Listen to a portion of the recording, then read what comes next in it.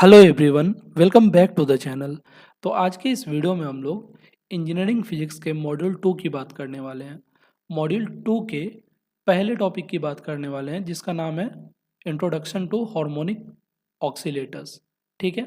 इससे पहले अगर आपने मॉड्यूल 1 का वीडियोस नहीं देखा है तो आप चैनल पे जाके विजिट कर सकते हैं। मॉड्यूल 1 का वीडियोस पहले से बने हुए हैं। ठीक है, तो आप जाके वहाँ से देख सकते हैं। और एक और अनाउंसमेंट, अगर आपको इंजीनियरिंग फिजिक्स का ई बुक चाहिए जिसमें important questions exam point of view से मेंशन्ड हो आंसर्स के साथ ऑब्वियसली, और सारे ही चैप्टर्स के समरी अवेलेबल होंगे वहाँ पे। ठीक है, ये भी चीज़ एडिशनली आपको मिल जाएगा।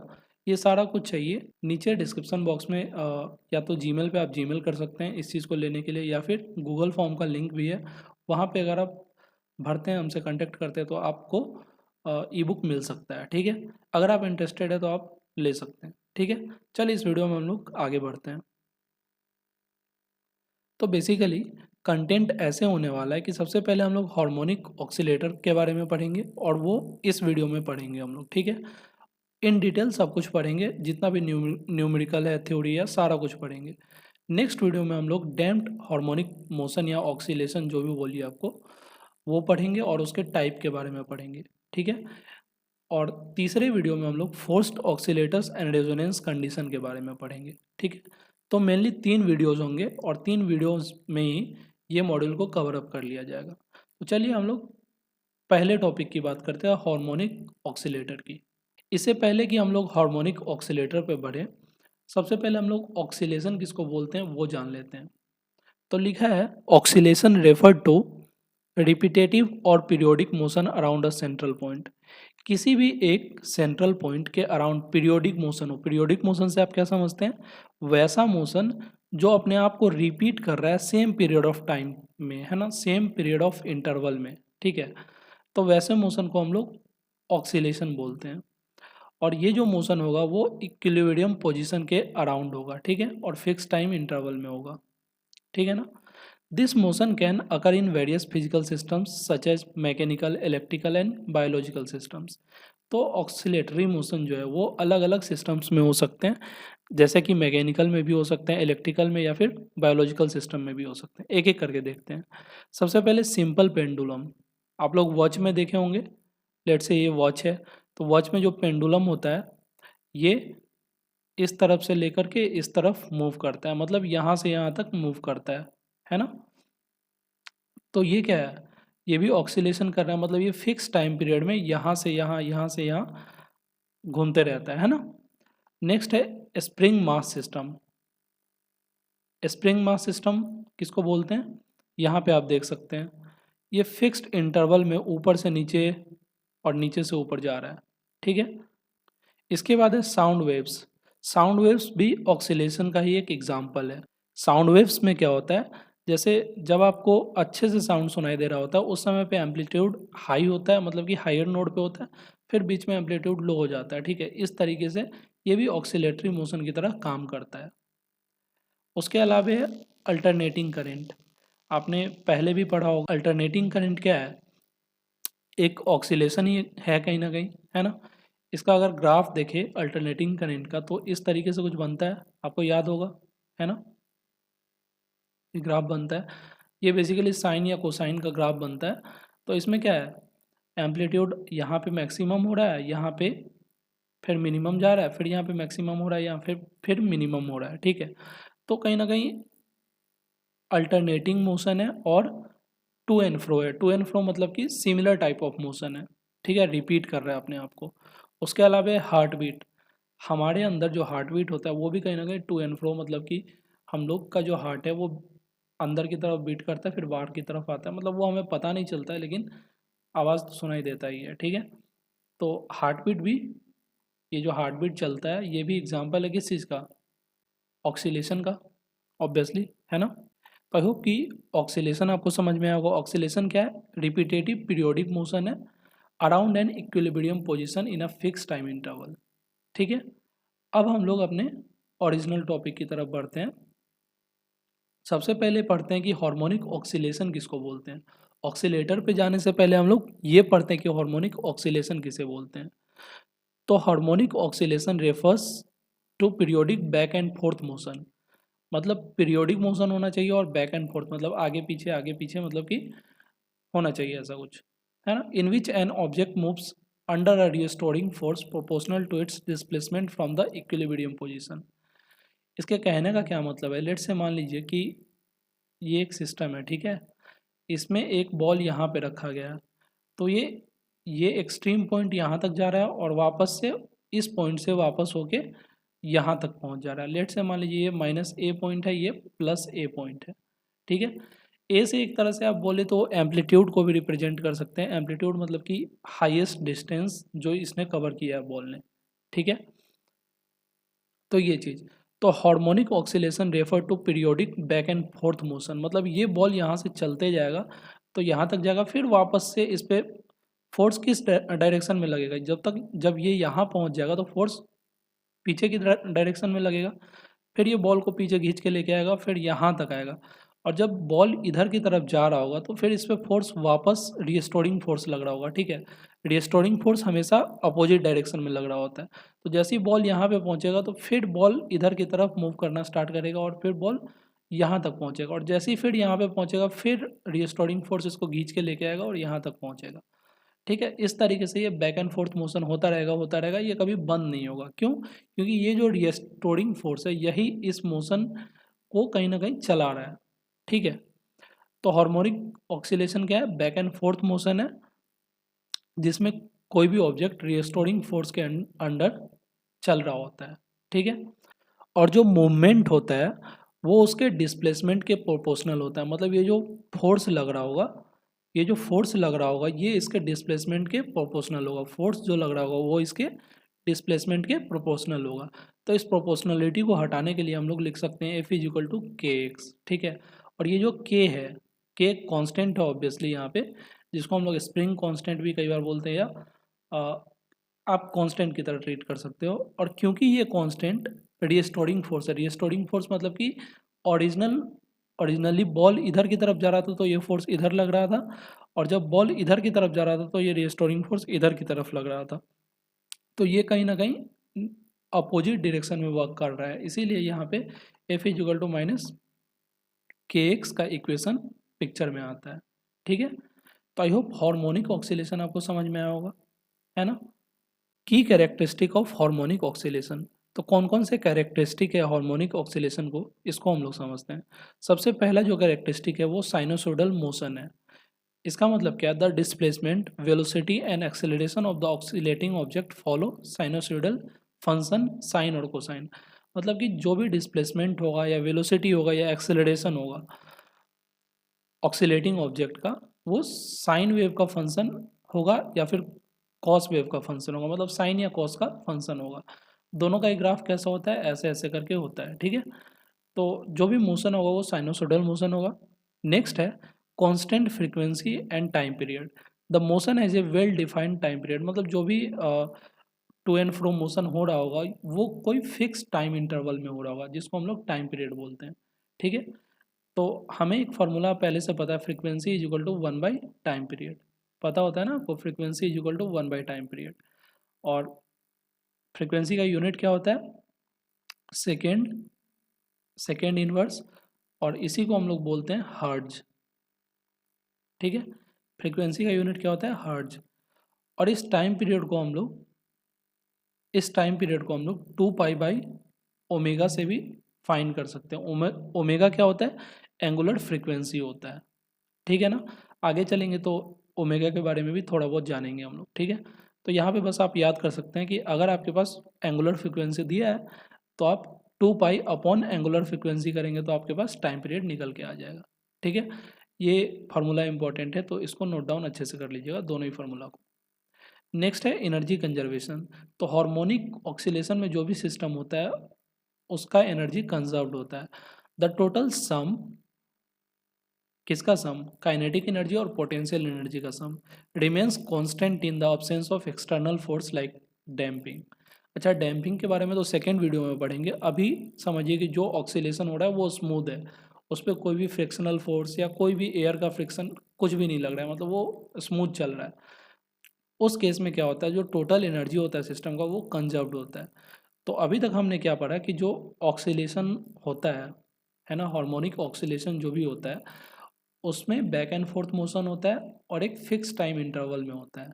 और ये जो मोशन है इसका जो डिस्प्लेसमेंट, वेलोसिटी या एक्सेलरेशन का जो भी इक्वेशन बनेगा वो कहीं ना कहीं साइनोसॉइडल होगा या कोसाइन फंक्शन को फॉलो कर रहा होगा, ठीक है। तो मेनली अभी तक हमने यही जाना है। अब इसके बाद हम लोग बात करते हैं हार्मोनिक ऑक्सीलेटर की, ठीक है। हार्मोनिक ऑक्सीलेशन तो समझ में आ गया, अब ऑक्सीलेटर क्या है। तो a harmonic oscillator is a system, harmonic oscillator एक सिस्टम है that experiences a restoring force proportional to the displacement from its equilibrium position. मतलब जैसे कि मैंने आपको ये एग्जांपल दिया कि लेट से ये एक ब्लॉक है, इसमें कोई बॉल मूव कर रहा है इस पोजीशन से, ये इक्विलिब्रियम पोजीशन है, ठीक है। ये बॉल यहाँ से एक्सट्रीम पॉइंट प्लस ए तक जाता है और यहाँ से वापस से इधर की तरफ माइनस ए तक जाता है, मतलब कि प्लस ए पे आके फिर वापस से इधर जाता है। तो जब ये यहाँ से इधर की तरफ जा रहा होगा तो इस पर ऑब्वियसली कोई फोर्स लग रहा होगा, ठीक है, लग रहा होगा। लेकिन जब यहाँ आएगा और यहाँ से वापस आने के लिए भी तो कोई फोर्स लग रहा होगा, तो वही फोर्स जो होता है वो रिस्टोरिंग फोर्स होता है। तो ये जो रिस्टोरिंग फोर्स होता है ये वापस से इसको इधर की तरफ यहाँ लेके आएगा, फिर यहाँ से रिस्टोरिंग फोर्स लगेगा जो वापस से इसको धक्का देके यहाँ पे लेके आएगा, ठीक है। तो इस तरीके से ये सिस्टम काम करता है, ठीक है ना। तो इसमें जो फोर्स होता है वो डायरेक्टली प्रोपोर्शनल टू डिस्प्लेसमेंट होता है, ठीक है। डिस्प्लेसमेंट को एक से डिनोट कर रहे हैं, तो यहाँ से इक्वेशन जो बन के आता है F is equal to minus K x. Minus क्यों लगा रहा है, क्योंकि जो रिस्टोरिंग फोर्स है वो ओरिजिनल फोर्स के अपोजिट डायरेक्शन में लग रहा है। अगर इस तरफ बॉल जा रहा है तो रिस्टोरिंग फोर्स इधर लग रहा है, और अगर इस तरफ बॉल जा रहा है तो रिस्टोरिंग फोर्स इधर की तरफ लग रहा है, ठीक है ना। तो इसीलिए यहाँ पे माइनस का साइन लिया गया और इस प्रोपोर्शनलिटी को हटाने के लिए के लिया गया, जिसको फोर्स कांस्टेंट बोल सकते हैं। F is equal to minus K X equation आता है, ठीक है। This type of motion is called as simple harmonic motion, ठीक है। तो जो हार्मोनिक ऑक्सीलेटर जिस मोशन को फॉलो करेगा उसको हम लोग सिंपल हार्मोनिक मोशन कहेंगे, ठीक है। Harmonic oscillators are characterized by periodic motion, obviously अभी हमने देखा पीछे में कि हार्मोनिक ऑक्सीलेटर में जो मोशन होता है वो पीरियोडिक होता है, where the object moves back and forth around a central point, obvious सा बात, ठीक है। की फीचर्स ऑफ हार्मोनिक ऑक्सीलेटर। तो सबसे पहला जो फीचर है वो रिस्टोरिंग फोर्स है। रिस्टोरिंग फोर्स मतलब जिस तरफ बॉल जा रहा होगा या कोई भी सिस्टम जिस तरफ मूव कर रहा होगा उसके अपोजिट डायरेक्शन में एक फोर्स लगेगा जिसको हम लोग रिस्टोरिंग फोर्स बोलेंगे, ठीक है। और ये जो फोर्स होगा वो फॉलो करेगा F is equal to minus K X equation को, जहाँ पे के एक कॉन्स्टेंट है और माइनस इसलिए लगा क्योंकि वो रिस्टोरिंग फोर्स है जो कि अपोजिट डायरेक्शन में लग रहा है, और एक्स क्या है, डिस्प्लेसमेंट है, एफ क्या है, फोर्स है, ठीक है। अब इससे रिलेटेड कुछ इंपॉर्टेंट पॉइंट जो कि आपको नोट डाउन करना चाहिए, ये एग्जाम में पूछा भी जा सकता है, यहाँ से कुछ न्यूमेरिकल भी बन सकता है, तो यहाँ से आप ध्यान से देखिएगा और कॉपी और पेन पे लिखते जाइए तो ज़्यादा अच्छा होगा आपके लिए। तो सबसे पहले अभी इक्वेशन आया था पीछे में F is equal to minus K X आया था, जहाँ पे एफ फोर्स था, माइनस के कांस्टेंट था और एक्स डिस्प्लेसमेंट था, ठीक है।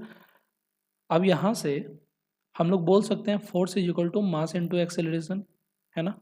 आपको पता है पहले से force is equal to mass into acceleration होता है, is equal to minus K X, ठीक है। यहाँ से एक्सेलरेशन को लिख सकते हैं माइनस के बाई एम इंटू एक्स, ठीक है। कुछ नहीं, ये इस m को हमने इस तरफ लाया, ठीक है। क्यों लाया, क्योंकि माइनस के बाई एम को अब हम लोग एक कांस्टेंट के साथ रिप्लेस करने वाले हैं जिसका नाम है ओमेगा स्क्वायर। ओमेगा स्क्वायर मतलब एंगुलर फ्रीक्वेंसी, ठीक है। तो यहाँ से आ गया a is equal to omega square x, ठीक है। और माइनस का साइन आप पहले लगा सकते हैं, ठीक है। तो यहाँ से ओवरऑल जो इक्वेशन आता है a plus omega square x is equal to zero.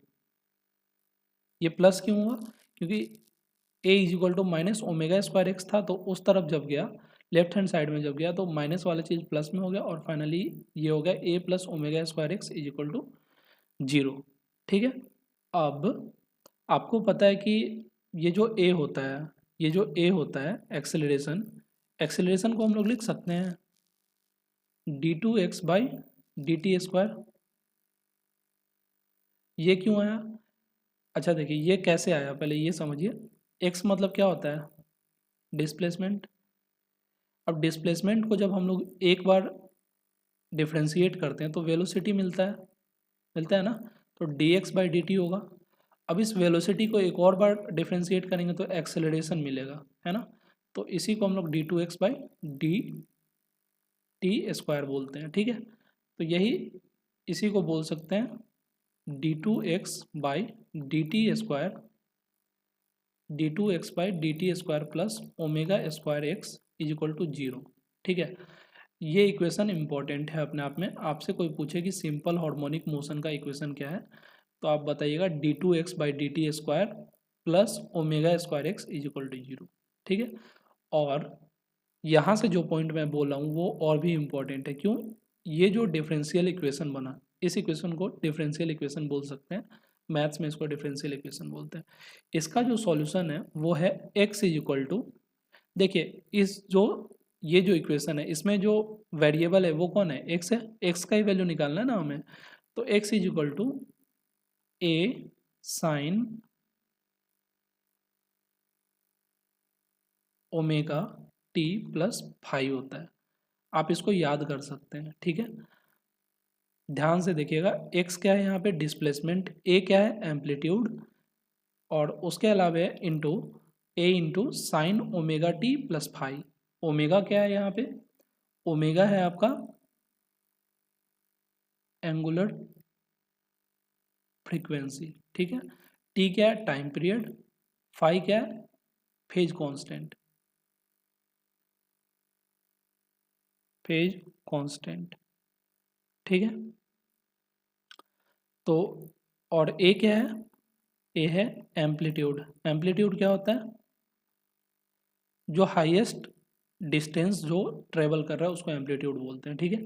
एक इक्वेशन या क्वेश्चन लेंगे उस समय आपको ज़्यादा बेटर समझ में आएगा, ठीक है। और एक्स क्या है डिस्प्लेसमेंट है, या हाँ डिस्प्लेसमेंट है, आप यही बोल सकते हैं, ठीक है। तो जितना भी इक्वेशन आया यहाँ पे कैसे आया वो भी आपको समझ में आया होगा।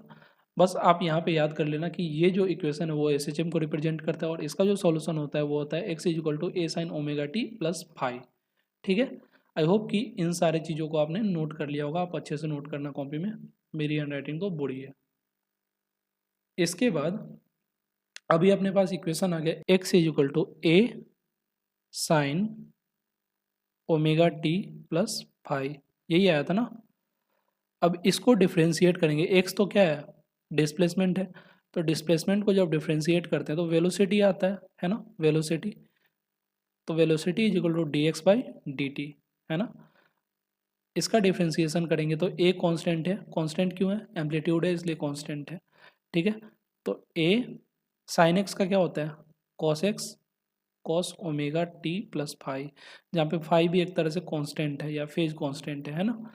तो साइन एक्स का तो कॉस एक्स तो होता ही है, लेकिन अंदर में जो ओमेगा टी है इसमें से टी तो जो भी है वेरिएबल है, और फिर जो ओमेगा रहेगा वो बाहर आ जाएगा, ठीक है। तो a omega cos omega T plus five हो जाएगा वेलोसिटी, ठीक है। अच्छा ये वेलोसिटी मैक्सिमम कब होगा, जब कॉस वाले चीज़ का वैल्यू वन हो जाएगा, ठीक है। तो वेलोसिटी मैक्सिमम कब होगा, ए ओमेगा के केस में, ठीक है। उसी तरह यहाँ पे एक्सेलरेशन पता करना रहा, तो हम इस वेलोसिटी को एक बार डिफ्रेंशिएट करेंगे तो यहाँ पे लिख देंगे D two X by D T square is equal to, अब इसको डिफ्रेंशिएट कीजिए, डिफ्रेंशिएट कीजिएगा तो क्या आएगा, कॉस एक्स का माइनस साइन एक्स होता है ना, तो minus sine omega T plus phi ये हो गया, और ए कांस्टेंट था तो वैसे ही रह गया। एक ओमेगा तो पहले से ही है और डिफ्रेंशिएट किए होंगे तो एक और ओमेगा निकलेगा, तो minus a omega square sine omega T plus five होगा, ठीक है। अब एक्सेलरेशन मैक्सिमम कब होगा, जब ये जो साइन होगा अपने मैक्सिमम वाले फॉर्म में होगा, तो साइन का मैक्सिमम वैल्यू कितना होता है वन होता है, तो minus a omega square maximum value होगा एक्सेलरेशन का किसी टाइम टी पे, है ना। यहाँ पे जितना भी इक्वेशन आ रहा है इसको आप कॉपी में नोट डाउन कर लेना, एक क्वेश्चन कराऊंगा वहाँ से सारा कुछ क्लियर हो जाएगा, है ना। अच्छा तो एक्सेलरेशन आ गया, वेलोसिटी आ गया, डिस्प्लेसमेंट आ गया, तीनों कुछ आ गया। इसके बाद हम लोग स्पीड का वैल्यू फाइंड करना चाहते हैं किसी टाइम टी पे। स्पीड क्या होता है, मैग्नीट्यूड में होता है ना। इसको हम लोग लिख सकते हैं, a omega into root under 1 minus sine square omega T plus five, है ना। अच्छा ये कैसे आया, थोड़ा सा इंटरेस्टिंग है ये आया है इस वाले इक्वेशन से। ये जो वेलोसिटी वाला इक्वेशन है, यहाँ से स्पीड निकल के आता है। वेलोसिटी का जब एब्सोल्यूट वैल्यू निकालते हैं तो ए ओमेगा रह गया, वैसे ही कॉस एक्स को root under 1 minus sine square X लिख सकते हैं, तो वही चीज़ हमने किया है यहाँ पे। ठीक है, अब देखिए इसको हम लोग लिख सकते हैं a omega into root under 1 minus x square by a square. अच्छा ये x square by a square क्यों आ गया, ये एक्स यहाँ था और ये ए इधर गया, ठीक है। तो ये sign omega T plus five के इक्वल हो गया, ठीक है। तो जब इसका स्क्वायरिंग करेंगे तो x square by a square आएगा, है ना, आएगा नहीं आएगा। तो इसके बाद हम लोग इस रूट को अगर सॉल्व करेंगे तो a omega into root under A square minus x square by नीचे में रूट के अंदर ही आएगा रूट अंडर ए स्क्वायर, ठीक है। तो देखिए अभी तक क्या था, ये जो रूट अंडर नीचे में जो ए स्क्वायर है वो बाहर आएगा तो 1/a आएगा, और यहाँ पे पहले से ए अवेलेबल है तो 1/a और ए कट जाएगा, तो ओमेगा इंटू रूट अंडर ए स्क्वायर माइनस एक्स स्क्वायर ये बताएगा कि किसी टाइम टी पे स्पीड कितना है, ठीक है। अभी आपको समझ में नहीं आ रहा होगा, एक क्वेश्चन करवाएंगे तो पक्का समझ में आएगा, ठीक है। तो बस आप यहाँ पे इस इक्वेशन को नोट डाउन कर ले, ओमेगा इंटू रूट अंडर ए स्क्वायर माइनस एक्स स्क्वायर। ए क्या है एम्पलीट्यूड, एक्स क्या डिस्प्लेसमेंट बोल सकते हैं, जो भी आपके क्वेश्चन में दिया रहेगा, ठीक है, या डिस्टेंस। यहाँ तक तो सबको समझ में आया होगा, इन सब चीज़ों को आप नोट डाउन कर लिए होंगे उम्मीद करते हैं, ठीक है। अब हमारे पास एक क्वेश्चन है, ठीक है, जिसमें एसएचएम का इक्वेशन दिया हुआ है और आपको अलग अलग चीज़ें पूछा जाएगा, आप बताएंगे। तो सबसे पहले अपने पास जो इक्वेशन दिया हुआ है वो है x equal to 4 sine 5 pi T plus pi by 3, ठीक है। ये अपने पास इक्वेशन दे रखा है एसएचएम का, ठीक है ना। अब आपसे पूछा गया है कि आप एम्पलीट्यूड बताओ, तो देखिए सबसे पहले अपने पास इक्वेशन क्या होता था, x is equal to A sine omega T plus phi, यही होता था ना। तो यहाँ से एम्पलीट्यूड क्या निकल के आएगा, 4 मीटर, 4 है ना, तो 4 मीटर आएगा, ठीक है। एंगुलर फ्रीक्वेंसी पूछा है, एंगुलर फ्रीक्वेंसी, कितना होगा, ओमेगा। एंगुलर फ्रीक्वेंसी किसको बोलते हैं, ओमेगा, तो वो कितना दिया हुआ है 5 पाई, है ना। ए साइन ओमेगा टी, तो टी तो है, ओमेगा का वैल्यू 5 पाई के बराबर है, ठीक है। उसके अलावा टाइम पीरियड पूछा हुआ है, पीरियड टाइम पीरियड क्या होता था, 2 पाई बाई ओमेगा होता था ना। तो 2 पाई तो वैसे ही रह जाएगा और ओमेगा का वैल्यू क्या है यहाँ पे 5 पाई, तो 2/5, 2/5 का वैल्यू कितना होगा 0.4 सेकेंड, है ना। इसके बाद फ्रीक्वेंसी क्या होता था 1 बाई टाइम पीरियड, तो 1/0.4 कितना हो जाएगा 2.5, है ना। और 2.5 कितना होगा हर्ट्ज में होगा, फ्रीक्वेंसी का यूनिट हर्ट्ज होता है। तो amplitude, angular frequency, time period, frequency, ये सब समझ में आया होगा। मैक्सिमम वेलोसिटी क्या होगा, मैक्सिमम वेलोसिटी कैसे बोला जाएगा, इस x को, x का डिस्प्लेसमेंट है ना, इसको डिफ्रेंशिएट जब हम कर रहे थे तो उस समय क्या आ रहा था, a omega sine omega T plus phi, यही आ रहा था। तो मैक्सिमम जो हो रहा था ए ओमेगा आ रहा था, है ना, ए ओमेगा। तो ए क्या है 4 है और ओमेगा क्या है 5 पाई है, तो 20 पाई मीटर पर सेकेंड, है ना, ये हो गया। एक्सेलरेशन मैक्सिमम आपसे पूछ लिया जाए तो क्या बताएंगे आप? इसको दोबारा डिफ्रेंशिएट करेंगे, है ना, सॉरी यहाँ पे कॉस होता था, है ना, इसको दोबारा डिफ्रेंशिएट करेंगे तो क्या आएगा, ए इंटू ओमेगा स्क्वायर, ये माइनस में आता था, sign omega T plus five, है ना। मैक्सिमम कब होता था, माइनस ए ओमेगा स्क्वायर पे, तो माइनस ए का वैल्यू है 4 और ओमेगा स्क्वायर कितना है 25 पाई स्क्वायर, तो 100 minus 100 pi square maximum acceleration होगा और इसका यूनिट होगा मीटर पर सेकेंड स्क्वायर। ठीक है, आई होप इतना कुछ समझ में आया होगा, है ना। इसके अलावा भी कुछ चीज़ें, एक और न्यू स्लाइड ले लेते हैं। ठीक है, एक्सेलरेशन मैक्सिमम के बाद हम लोग इनिशियल पोजीशन निकालना चाहते हैं, इनिशियल पोजीशन। ठीक है, तो इनिशियल पोजीशन में क्या होगा, टाइम को हम लोग 0 डाल देंगे, है ना। अपने पास इक्वेशन क्या था, x is equal to 4 sine 5 pi plus pi by 3, है ना, 5 पाई टी था, 5 pi T plus pi by 3, यही था ना। अब देखिए इनिशियल पोजीशन में t0 जैसे ही डालेंगे तो ये आ जाएगा अपना 4 साइन, ये t0 हो गया तो sine pi by 3, 4 sine pi by 3, sine pi by 3 का वैल्यू कितना होता है, पाई बाई 3 मतलब 60, है ना, 4 इंटू रूट 3 बाई 2, तो आ जाएगा 2√3 मीटर, ये इनिशियल पोजीशन होगा। ठीक है, अच्छा, वेलोसिटी एट टाइम टी अगर पूछ लिया जाए तो क्या आप बताएंगे, वेलोसिटी एट टाइम टी क्या आता था, डिस्प्लेसमेंट में होता था x equal to A sine omega T plus phi, ये डिस्प्लेसमेंट का इक्वेशन था। वेलोसिटी का क्या आया था, ए ओमेगा साइन, सॉरी यहाँ पे कॉस होता था, है ना, ओमेगा टी प्लस फाइव, ये होता था।